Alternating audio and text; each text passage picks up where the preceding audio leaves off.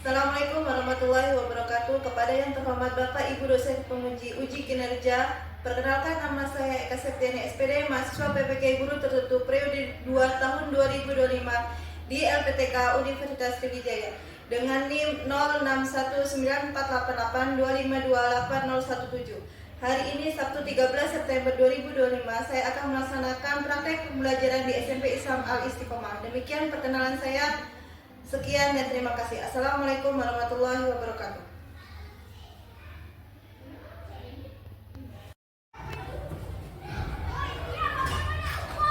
Assalamualaikum warahmatullahi wabarakatuh. Waalaikumsalam warahmatullahi wabarakatuh. Apa kabar semuanya? Baik. Sehat? Sehat. Makan? Udah. Mau apa hari ini? Bakso. Baksonya enak atau enggak? Enak. Berapa penumpangnya? 6. Masih lapar lah ini, udah jam 10 soalnya. Ya kan? Masih lapar? Ngantuk? Enggak. Sebelum kita mulai pelajaran, kita harus berlatih terlebih dahulu. Silakan ikuti Siva.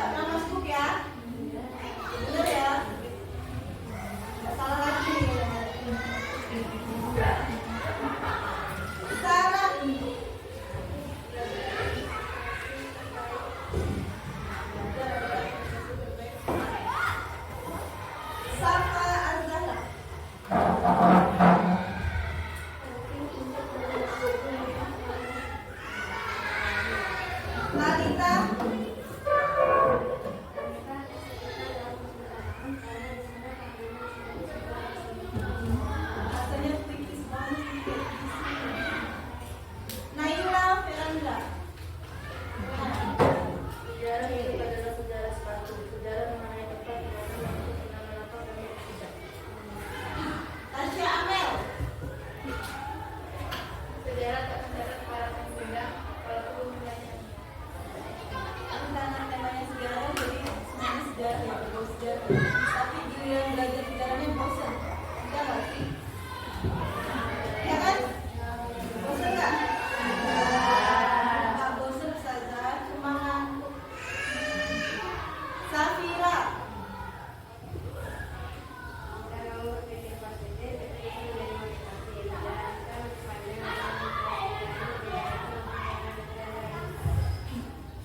Keisha. Sejarah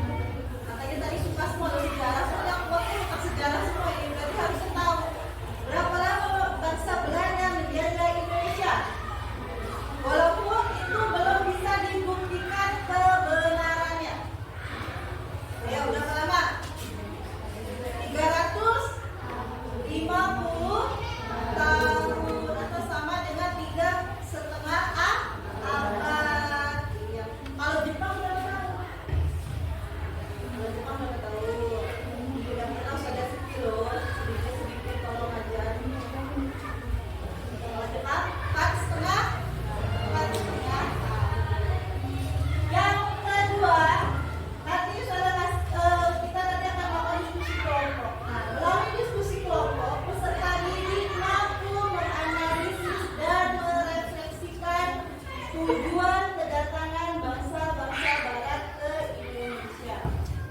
Dan yang terakhir, setelah nanti kita diskusi, kalian akan maju per kelompok. Melalui kegiatan presentasi, peserta didik mampu mendeskripsikan penjelajahan bangsa Barat ke Indonesia. Nah, itu tujuan pembelajaran. Sekarang pertanyaan. Pasti kalian muncul pertanyaan, buat apa sih Indonesia itu, apa bangsa Barat itu datang ke Indonesia? Nah, apa yang latar belakangi bangsa Barat datang ke Indonesia? Terus yang kedua, apa yang dimaksud dengan kolonialisme dan imperialisme? Kalian pernah dengar kolonialisme? Kolonialisme pernah dengar? Kalau bukan kolonialisme biasanya ada daerah koloni. Tahu daerah koloni apa? Koloni, daerah koloni itu sama aja dengan daerah jajahan. Jadi kalau kalian dengar koloni, jajahan. Sebelumnya kita lihat video pembelajaran.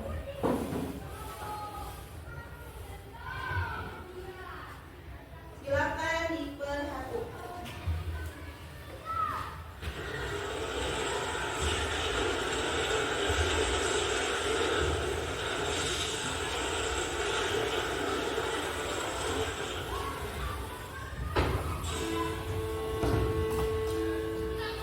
Ini adalah cerita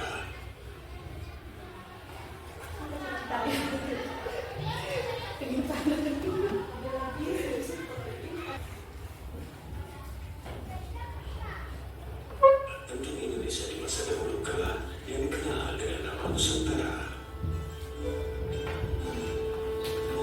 Sejak zaman lampau, Nusantara telah dikenal sebagai daerah penghasil rempah-rempah, komoditi utama dalam perdagangan internasional di masa itu. Rempah-rempah telah lama digunakan penduduk Nusantara dan bangsa lain seperti bangsa Arab, India, Cina, dan Eropa untuk obat-obatan sebagai bumbu masakan dan pengawet makanan. Wilayah penghasil rempah di Nusantara dapat dibagi dalam dua daerah produksi. Daerah pertama adalah di bagian timur, yaitu Kepulauan Maluku dan Kepulauan Banda, yang menghasilkan cengkeh dan pala. Sementara di wilayah barat, ia terdiri atas Pulau Sumatera, Jawa, dan Kalimantan sebagai daerah penghasil lada. Emporium atau pusat perdagangan terbesar pada masa itu adalah Malaka. Kota ini menjadi tempat bertemunya berbagai pedagang Nusantara seperti Banten, Makassar, Banda, dan Ternate. Emporium tersebut terintegrasi dengan jalur perdagangan Asia. Para pedagang dari Cina, Arab, dan India membawa komoditas tekstil dan porselen. Tingginya harga rempah di pasar dunia mendorong bangsa Eropa untuk membeli komoditas itu langsung dari daerah asalnya. Penjelajah Eropa menemukan jalur ke Nusantara dengan memutari Afrika melalui Tanjung Harapan. Bangsa Eropa yang pertama di Nusantara adalah Portugis pada tahun 1510. Tahun 1511 dipimpin Alfonso de Albuquerque. Portugis kemudian menaklukkan Malaka dan memonopoli perdagangan di sana. Para pedagang tidak lagi bisa berdagang bebas. Mereka pun akhirnya pindah ke pelabuhan dagang lain. Salah satunya adalah Aceh yang terletak di ujung Pulau Sumatera. Dalam catatan VOC, Aceh dikatakan sebagai kota terbuka dengan jalan lebar yang berawal dari pintu masuk kota hingga menuju langsung ke istana para raja. Di timur Nusantara, pusat perdagangan terletak di pelabuhan Makassar. Awal abad ke-17 merupakan masa kejayaan bagi wilayah ini. Di pesisir Jawa, Banten menjadi pusat perdagangan lada dan berkembang menjadi kota pelabuhan besar. Wilayah ini disinggahi oleh para pedagang dari Jawa, Arab, dan Cina. Tak hanya memproduksi sendiri, Banten juga menerima lada dari wilayah Bengkulu dan Palembang. Hingga abad ke-19 tercatat 135 daerah penghasil lada untuk Banten.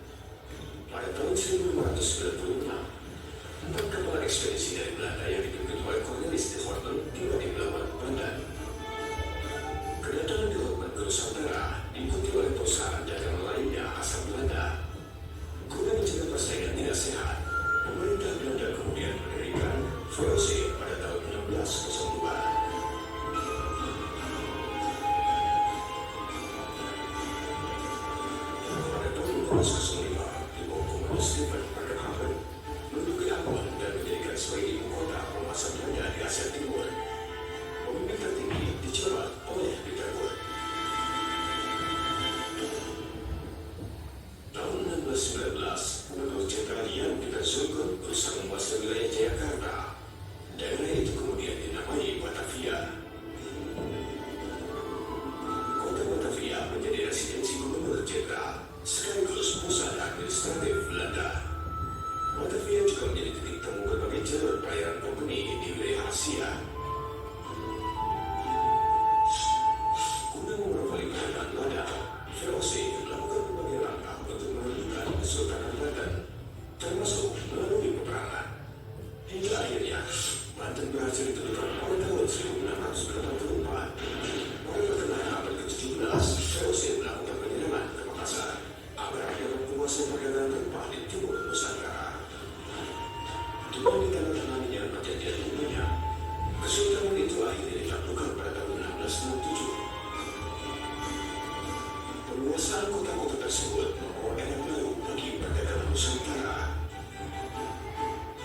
Pedagang Nusantara masih tetap melakukan perdagangan, hanya saja dengan rute yang lebih beragam.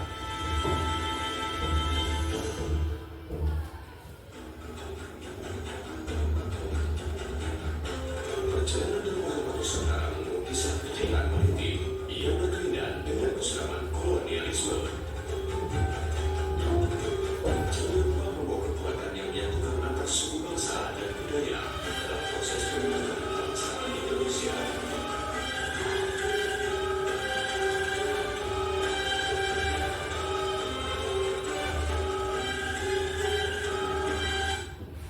Ya. Tadi video perjalanan penjelajahan samudra ke Indonesia. Udah seru nontonnya? Paham nggak apa yang dimaksud? Paham? Coba kalau paham tadi, bangsa yang pertama kali menjelajahi Indonesia dan sampai ke Indonesia bangsa apa? Masya Allah, berarti benar-benar nonton ya. Ya. Sebelum kita lanjut, kita ice breaking dulu. Mau ice breaking? Biar nggak ngantuk. Ya. Ready for ice breaking? Clue-nya, kita ice breaking-nya pakai clue. Clue-nya adalah satu angka. Clue-nya adalah satu angka. Apa clue-nya? Satu angka.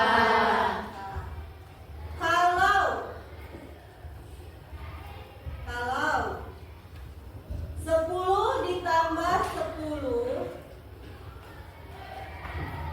gitu langsung hitung semua hitungnya. Kalau 1 tambah 1 2, bener ya?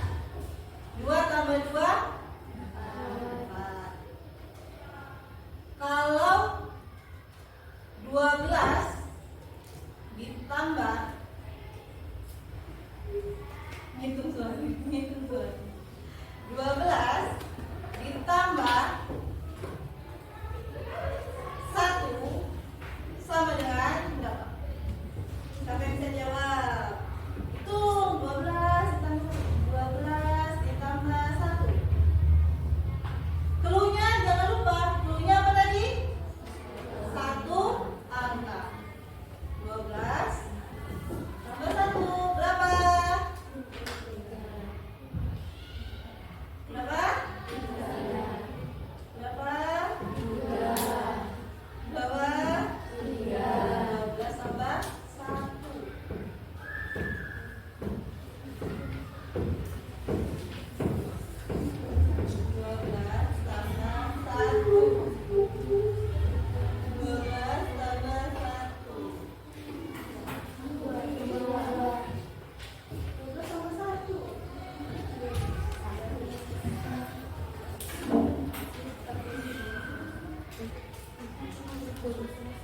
12 sama 1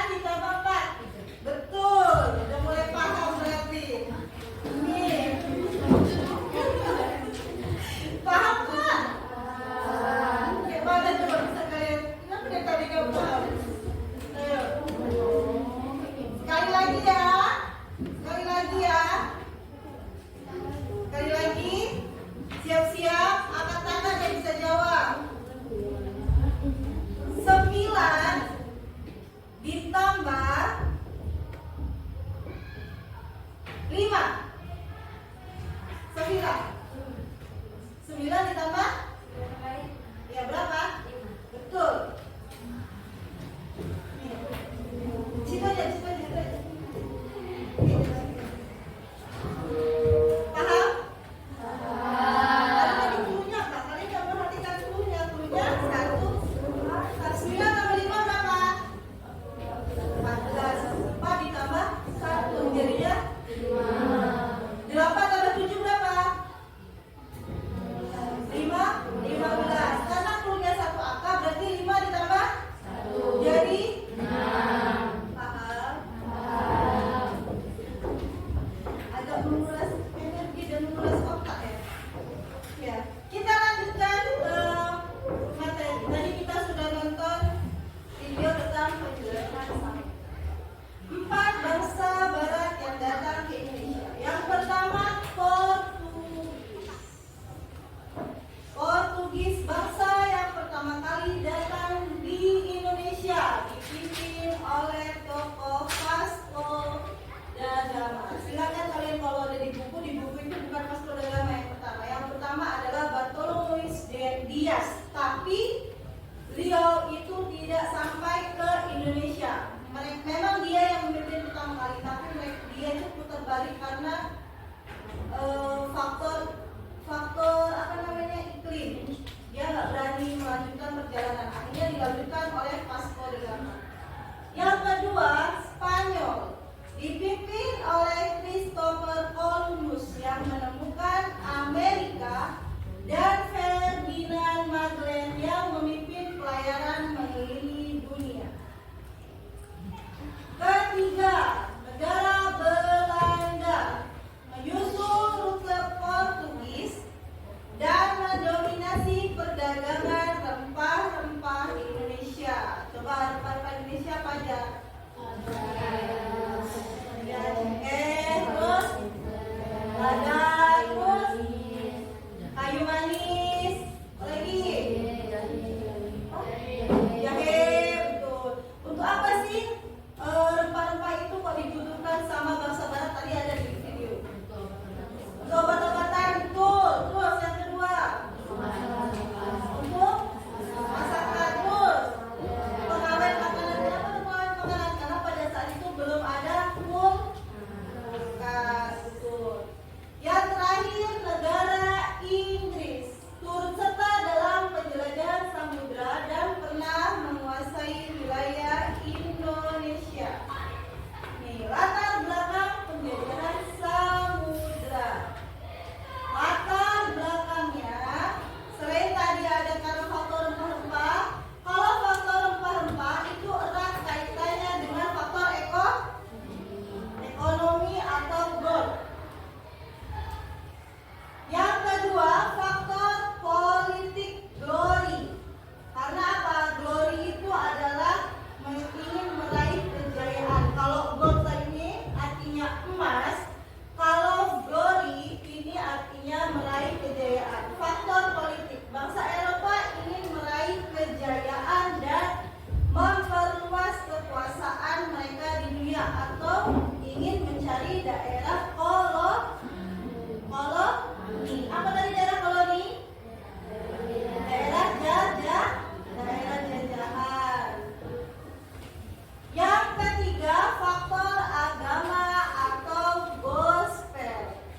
Misinya adalah faktor agama itu mereka ingin menyebarkan agama Kristen ke negara-negara lain. Dan yang terakhir, kemajuan iptek pada masa revolusi industri, yang mana pada saat itu sudah mulai ditemukan kompas, peta, teropong, dan lain-lain. Apa iptek? Apa kan ya? Ilmu pengetahuan dan teknologi.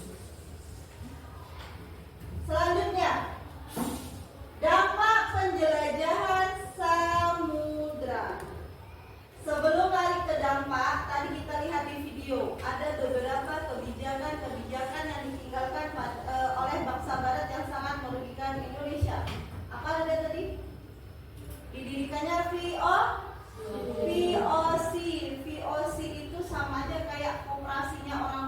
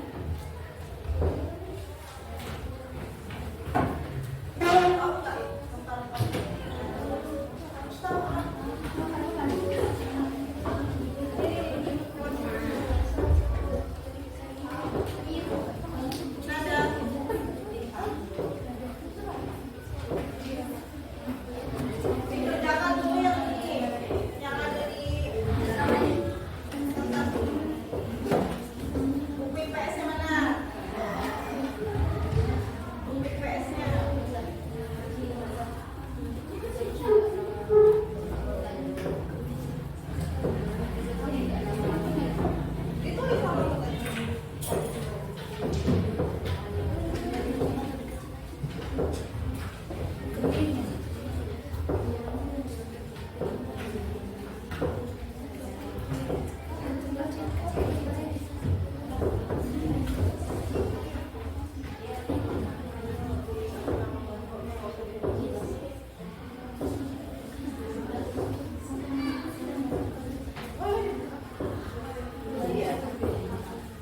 berapa macam juga ya? Ada 5 apa ada 6?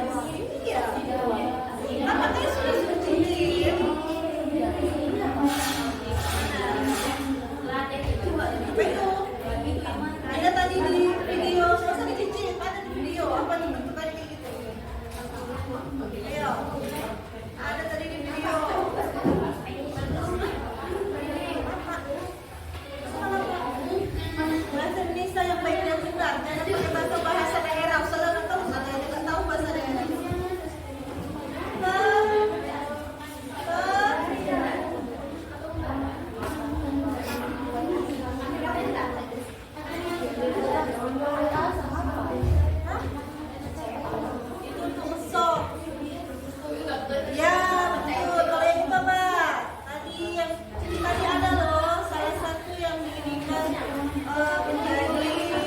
menjadi rebutan para bangsa barat itu adalah cengkeh dan Bernyawa.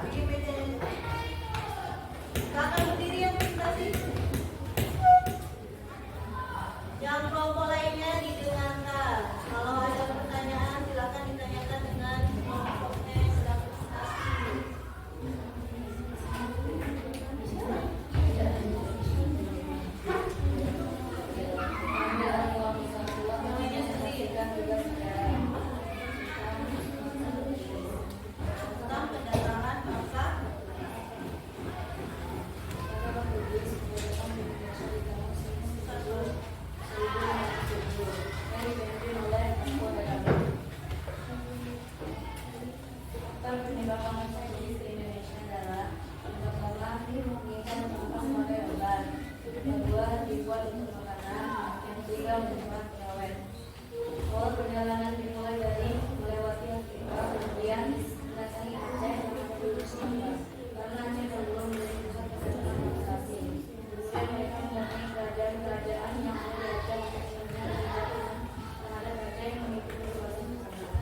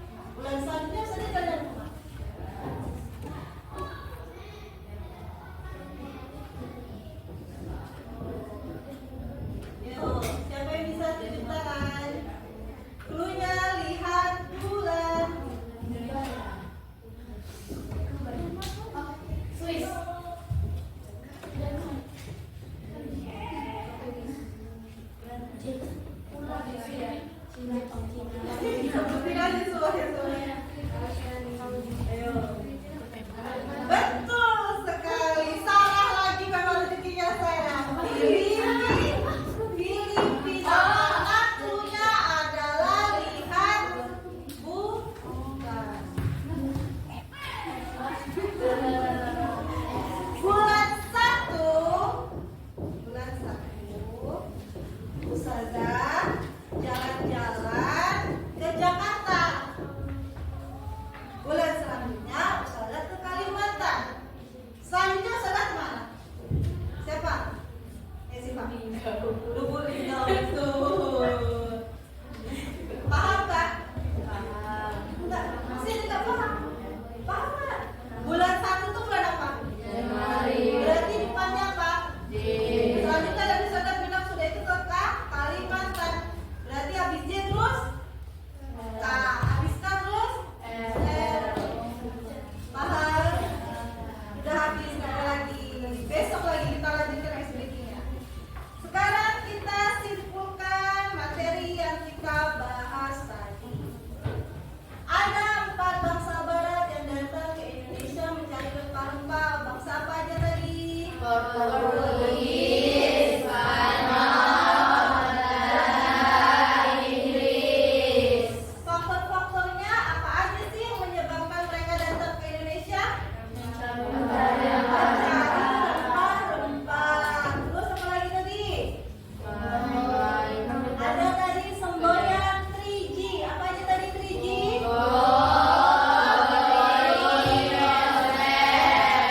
Gold tadi apa? Cari emas berkaitan dengan kehidupan ekonominya. Terus glory tadi? Cari kejayaan berkaitan dengan faktor politik. Terus gospel tadi apa? Apa? Agama, menyebarkan agama berkaitan dengan faktor agama. Agama apa yang ingin disebarkan? Kristen.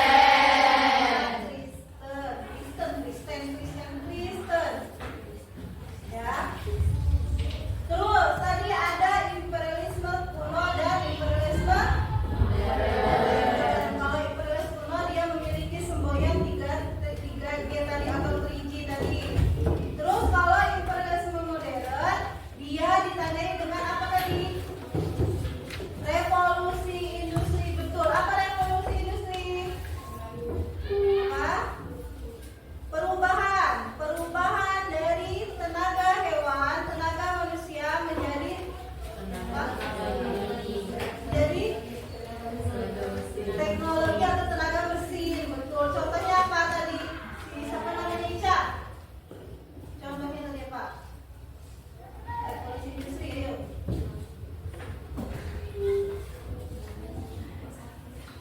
Apa biasanya pakai sapi? Apa aja yang bisa pakai sapi? Ya, pembajak sawah biasanya pakai sapi, terus jadi pakai mesin. Sampai sini paham semua? Ada yang ditanyakan? Oke, kalau nggak ada, sekarang kita evaluasi individu. Jadi untuk individu.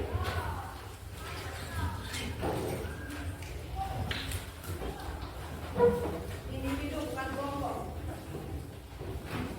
Soalnya ada di sini. Ayo, kita lihat. Nih. Itu soalnya satu.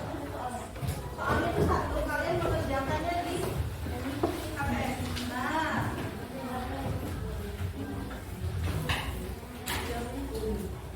Jawabannya di kertas KPS kalian masing-masing. Soalnya dapat semua.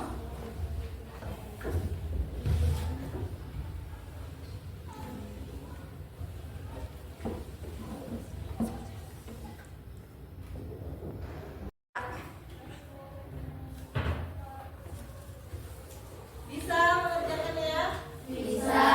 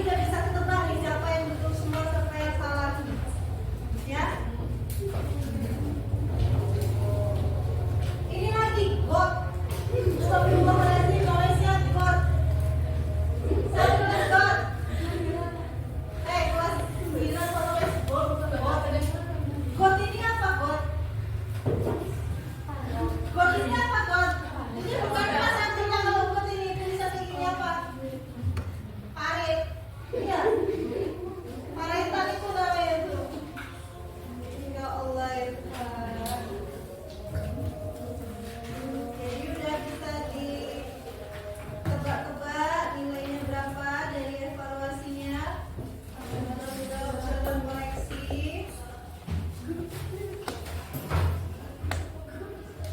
Nah, untuk pertemuan hari ini alhamdulillah selesai materinya. Sebelum kita tutup, saya kasih motivasi dulu sebentar. Motivasi untuk kalian apalagi yang di asrama. Ini kan kalian di asrama nih. Sarapan semua nggak kalau setiap pagi? Beneran. Walaupun nggak enak itu dimakan. Diperhatikan kalau memang yang punya penyakit atau apa yang nggak bisa makan pedas, jangan makan pedas. Jadi lauknya nggak usah dimakan, cukup nasinya aja. Karena gimana kita mau bisa mencerna pembelajaran di sekolah kalau kita aja perutnya isinya kosong, nggak ada isinya. Ya, salah satu yang biar kita nyaman terus masuk ke dalam pikiran itu kan kalau perut kita kenyang. Iya nggak? Ada isinya. Kalau nggak ada isinya, kayak mana kita mau nggak ada pikirannya lagi ngerjain apa, lapar, perutnya bunyi. Sudah itu diperhatikan kebersihan. Yang kedua kebersihan. Yang pertama tadi diperhatikan sampah makannya. Yang kedua diperhatikan kebersihannya. Kebersihan kalian dari kebersihan badan.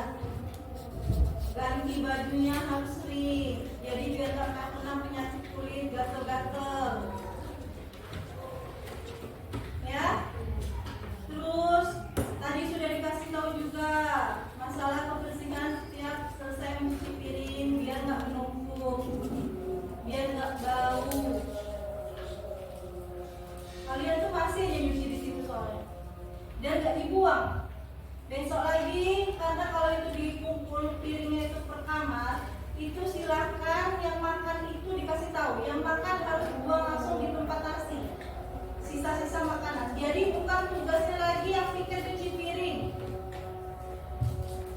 Ya, biar nggak numpuk di situ di saluran air. Kalau saluran itu kan menyumbat airnya. Menyumbat, banjir, bau. Lihat baunya jorok kayak gitu. Kalian saat melihat nggak? Kalau itu keteteran gitu, ceceran, bukan nasi kan jorok kan? Jadi harus diperhatikan masalah itu, dan itu masuk ke dalam pelanggaran. Ya, masuk ke pelanggaran, nanti pasti ada hukumannya juga. Ketua OSISnya dikasih tahu teman-temannya masalah nyuci itu. Jadi harus setiap yang makan itu bertanggung jawab sama piringnya masing-masing. Jadi kalau memang dia nggak habis, dibersihkan langsung di situ, jangan diinginkan lagi. Ya. Karena apa? Karena untuk badan kamu sendiri. Kalau badan kita sehat, jiwa kita juga sehat, ya nggak? Benar nggak? Benar.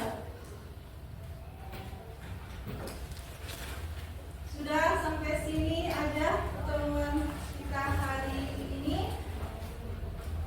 Mudah-mudahan ke depannya kalian lebih bisa rajin belajar, lebih rajin lagi belajarnya, lebih diperhatikan masalah kebersihannya, kebersihan kelas, kebersihan asrama, kebersihan diri sendiri. Ya? Paham ya? Dan kita tutup pelajaran hari ini dengan berdoa. Subhanallahumma wa bihamdika asyhadu an la ilaha illa anta astaghfiruka wa atubu ilaik. Terakhir, assalamualaikum warahmatullahi